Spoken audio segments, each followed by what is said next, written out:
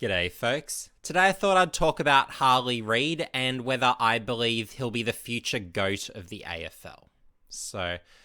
Today I plan to cover some territory that in the GOAT discussion hasn't ever been covered before, and some of those components will be looking at both floor raisers and ceiling raisers as well. They're concepts that, for NBA followers, have been spoken about a little bit, but never really covered properly in an AFL context, and that'll be part of my analysis today. So to start off firstly with how I rated Reid before the start of the year and how I'm feeling he's going. So what my analysis was heading into last year's draft, and this is purely based on 2022 play, given I wasn't watching any junior footy last year, my view was that Reid was something like a combination of Dustin Martin and Luke Hodge. So my exact wording was, if Luke Hodge and Dustin Martin had a baby, well, this is really the type of product that you'd be expecting, because he's got that similar sort of game. What we haven't seen is the opportunity to see Reid behind the ball, because of course West Coast having the midfield needs that they do, they've really needed him through the midfield. So we haven't seen that, I guess if you want to call it, Hodge-esque side to him, where behind the ball he can intercept and generate meaningful drive both with his run and by foot.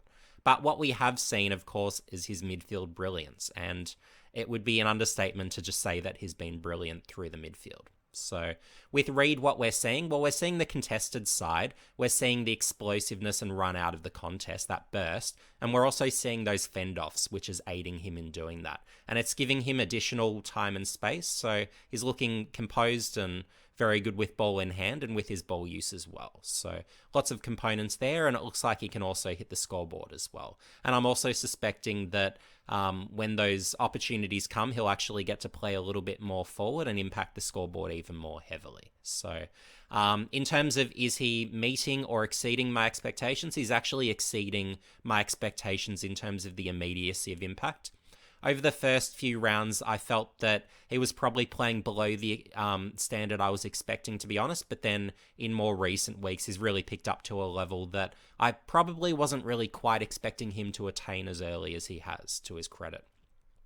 And part of what I'm liking already is, just aside from his play, well, he's actually in what I consider to be a very good environment for development. And this is something where, when I project ahead, is actually something of great importance, where you can look back at the likes of whether it's a Jack Watts, whether it's a Tom Scully, whether it's a Jack Trengrove at a Melbourne, where it's an environment where it's really hard to develop that talent because you don't have that veteran experience, you don't have those winning players who have enjoyed that premiership success. And you can say similar of a Gold Coast situation, where you had the likes of David Swallow, you had the likes of Jager O'Meara, you had Jack Martin coming in, all potential top 10 players in the comp, and of course none of them have come anywhere close to All-Australian selection. So really, they're the types of things you look at. Whereas you can look at development situations where you can have a Scott Pendlebury joining Collingwood, a Joel Selwood joining Geelong, a Patrick Dangerfield joining in Adelaide, and you can look at those types of environments and really see that the player development is very good. You've got a lot of players really blossoming, and you've really got that core of players where you've got finals experience firstly, but you've also got that leadership around them. And you can look at a Harley Reid at a West Coast and really see the players around him, where of course you've got a number of premiership players around him, and of course that's led by, in terms of performance that we're seeing this year, you've got Jeremy McGovern and Elliot Yeo really leading the way. So having those types of players to really learn off is accelerating the development of Harley Reid compared to if he went to a situation such as a North Melbourne. So they're the types of things you can really look at to assess, okay, how's he going to go going forward, and what's that sort of scope for him to develop in the specific team environment that he's in. And of course, we've got West Coast who have made a significant jump over the last few months, really, which has been quite phenomenal to watch compared to certainly how they were performing last year. So the next part of the discussion I wanted to go into is floor raisers versus ceiling raisers. So you might find some are great at one, but not the other, but the greatest players are great in both areas and really help support team success in both. So if I'm to look at firstly those that are great floor raisers, I'm really looking at those contested footballers, where ultimately they're going to win their share of contested ball every week. And ultimately, that will ensure that they have really a consistent level of output that really won't be too far off in a given week. So historically, you can look at whether it's a Patrick Cripps, a Josh Kennedy, those types of midfielders that win it in absolute bulk through the midfield, where they're impacting winning and impacting winning well, but ultimately they're really doing it at volume. So they're the types I'd be looking at there. Whereas if I'm looking at the real genuine ceiling raisers, I'm really looking at players where they've got a diverse range of points of difference, but I'm also looking at, well, can they impact games both offensively and defensively? And can they also impact winning both on the ball, as in with ball in hand, and off the ball? So whether it's that your team has the offensive possession and maybe you're just doing something off the ball. So it might be running in support, providing an option, doing those sorts of things, or whether it's plugging up space, running hard defensively. Those sorts of acts are the sorts of things that I'm looking at with real genuine ceiling raisers. So with Reid, he does have scope to rate quite highly in both areas for sure. So that does put him in the category where, look, he has the scope to be one of the very best players in the competition. But then the next part of the equation would be, well, how well does he cover each of those areas?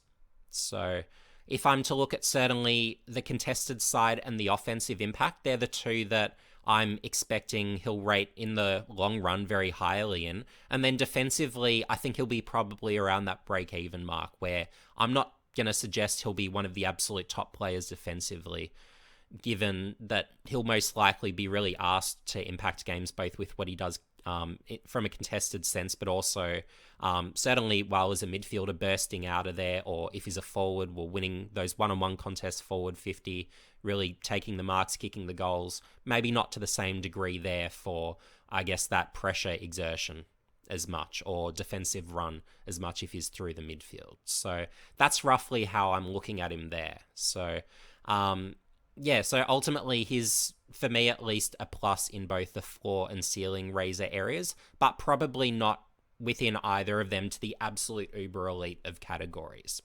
So that's how I would break that down. And the final part is to actually compare him to how other greats have been. So the two greatest players I've seen, and I don't believe either are the GOAT in the AFL conversation, but the two greatest players I've seen are Nathan Buckley and Gary Ablett Jr. But with that said, I believe the GOAT in the AFL to be Leigh Matthews. So if you've got a year where you're getting, I've got the numbers here, he had over 650 disposals and he kicked 91 goals from 24 games. And the season before and the season after, he kicked 71 goals. And of course, doing that as a midfielder. So if we're to translate those numbers to today for a rough approximation, well, I feel like that 91 goals, that's probably per 22 games the equivalent of something around the 60 goal mark, and with probably 700 or so disposals, where disposals during the Leigh Matthews era weren't as high as they are today, given it was more of a longer kicking game, less handball happy. So it's like getting probably 700 plus disposals with 60 plus goals. So can a Harley Reid achieve those sorts of marks? Well, even in the peak of his powers, I'm not expecting that to be the case. And what I'm anticipating when we eventually get a future AFL GOAT, and I do believe a Leigh Matthews, if he is to be the GOAT in the AFL, and certainly he's my GOAT, even having not seen him, I've obviously seen replays of games that he's featured in. But yeah, for me, certainly he's the current GOAT. But what I'm anticipating for a future GOAT to be, and the concept of this video actually came from watching the player of Victor Wembanyama in the NBA this year, who I believe certainly has the scope to be the future NBA GOAT, conditional, of course, on him having a healthy future and a very long career. I really sort of took inspiration from that, and really, I guess physical profile is something that I actually expect we'll see something close to in the AFL that will be something along the lines of a GOAT in AFL terms. So what I'm actually expecting is that we'll see something like a 205, maybe 210 centimeter midfielder, and I do tend to think it'll be more a midfielder than a forward, who will achieve these sorts of heights. And it'll be really someone with an absolutely freakish athletic profile where they've got the contested ball winning, and they've got certainly the speed, agility, endurance, and they've got a unique set of physical tools that allow them to reach a height that no current existing player can reach. Because ultimately, when I'm looking at the very best young players today, I really see it more as a group of great potential young players that have scope to be incredible players and even great historically players potentially, where it's your Nick Dacos's, whether it's your Harley Reids, a Jason Horne-Francis could join that conversation, and there's many others that I could mention that I'm neglecting, of course, as we speak.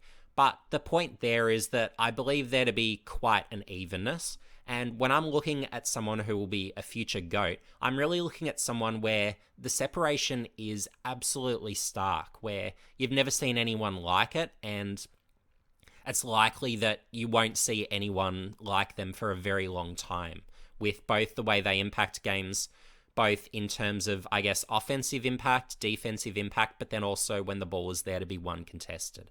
They're really the three phases of game, and I'd be suspecting it would be someone of really quite extreme height and with really unique capabilities for that height. And over time, we've really seen a transition in the AFL towards taller players being able to play through the midfield. You've got midfielders that, I guess, at those extra tall heights, I suppose, have skills that you'd be expecting of much smaller types. And it's the same story when you look at your key forwards, your key defenders. They're getting taller and their skill sets are getting more midfielder-like. And you could even say similar of ruckman, where they're becoming more mobile.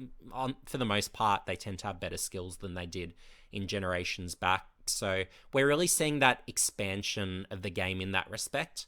And I do believe that in the future it will be in the form of a midfielder. So it could be someone with maybe the height of someone like, let's say, a Sam Darcy, for example, where they're that sort of in between maybe that 207, 208 centimeter type range, but with absolute elite midfield ability. So maybe someone with those, I guess, athletic traits of a Harley Reid potentially, and I guess that sort of style of play, but at a much greater height. So it'll be interesting to see if or when that comes along, but I do believe there will be a time that it's pretty much like a creator player type, as we've seen with Wembanyama in the NBA. So, did you agree with my conclusion in the end, or do you believe Harley Reid will be the future GOAT of the AFL? That'll be interesting to hear. What I will say is that I believe that there's a good likelihood that he'll be one of the 5 best in the comp, and there is the potential scope even for him at some point to be the best in the comp. Maybe for a period of years, maybe for a short period of time. We never know. But yeah, look, I believe that to be roughly his ceiling, where top 5 in the comp with the scope even to be as good as the best for a short time. So we'll see how that plays out, but yeah, for me, not the GOAT. I'm expecting more of a creator player type where there's a few things that we probably haven't seen before. Harley Reid is a lot more familiar for me compared to sort of past players, where there's those elements of greatness from past greats and even present greats in some cases.